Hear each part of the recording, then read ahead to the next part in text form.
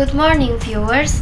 I'm Rahmawati Hasrin from Breaking News, bringing you the latest news for today. Let's start with the first news.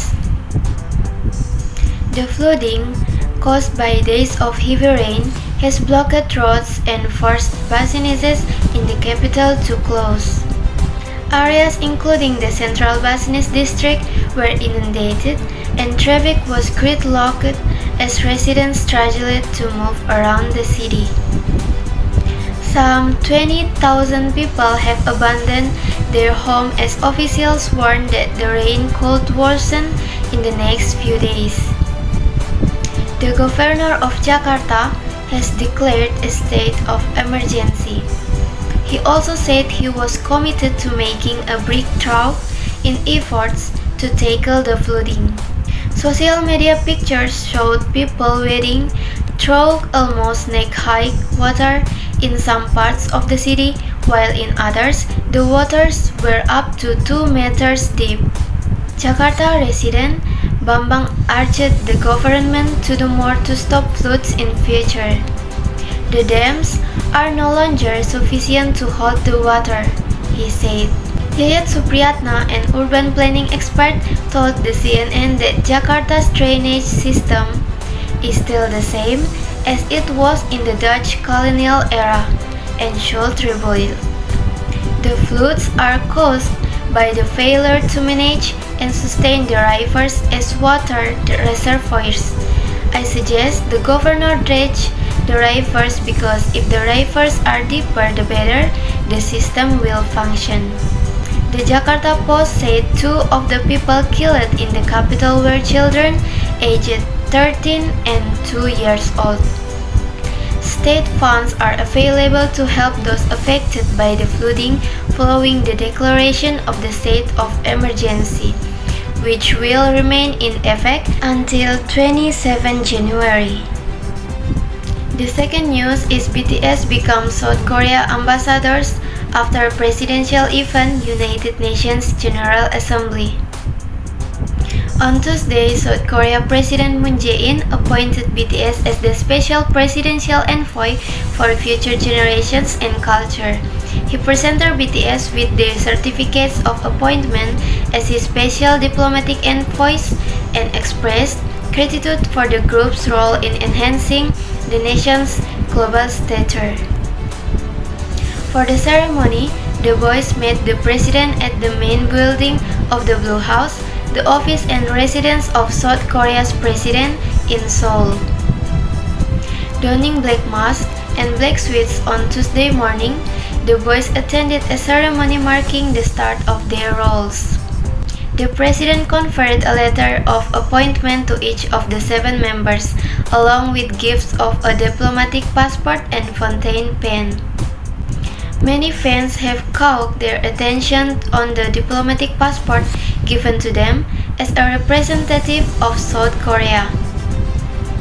It's worth noting that these diplomatic passports are only given to the president, special envoys, members of government, and other people in high-ranking positions. And applicants younger than 30 to 35 years old are not qualified to have a diplomatic passport unless they have achieved something outstanding. BTS has proven to be the nation's pride as they qualified for the requirements needed to become an applicant. Marking the start to their new responsibility, the group will accompany the president to attend the United Nations General Assembly in New York next week, September 20th. The president expressed personal gratitude, saying BTS's global influence has helped in his diplomatic activity, as well as the group often become the topic of his conversations with other global leaders. The president said some had even asked if we could invite BTS to hold a K-pop night when they make state visit. As such, you have been of great help diplomatically. BTS has greatly raised the national dignity by enhancing the stature of K-pop and Korean culture, and I'm grateful in many ways. The upcoming visit marks BTS's third time at the United Nations General Assembly. In 2018, RM delivered an empowering message of self-love.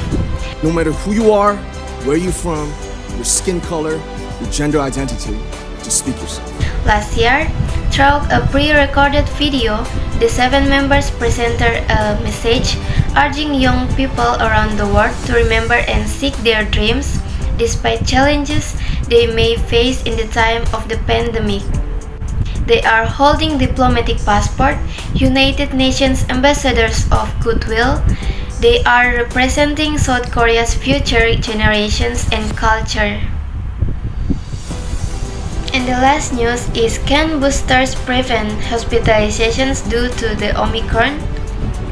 The increasing number of COVID-19 cases due to the Omicron variant has made many countries in the world, including Indonesia, start to vaccinate the third dose or booster vaccine.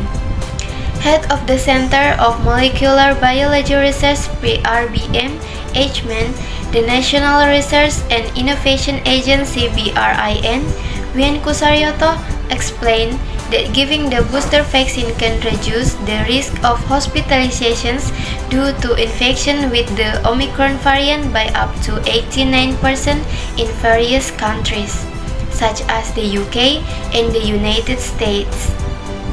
Then Wien Kusaryoto also explained that boosters are needed to prevent burdening health service in Indonesia, especially those related to hospital care.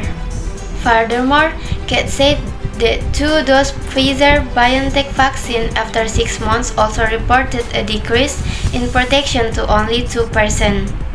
However, after a person is given the third dose of the vaccine, the effectiveness of the vaccine rises again to 63%.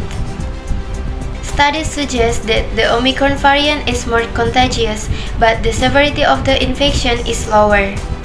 On the other hand, he also mentioned that the Omicron variant is very at risk of causing severe disease in people who have not been vaccinated. Wien reminded the public to remain vigilant in the search in Omicron, especially for those who have not been vaccinated or have never been infected before.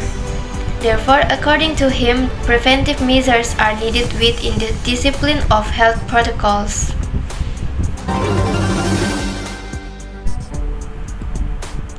That's all the news for today. Check this out at breakingnews.com for the latest updates. I'm Rahmawati Hasrin. Thank you for watching and have a great day.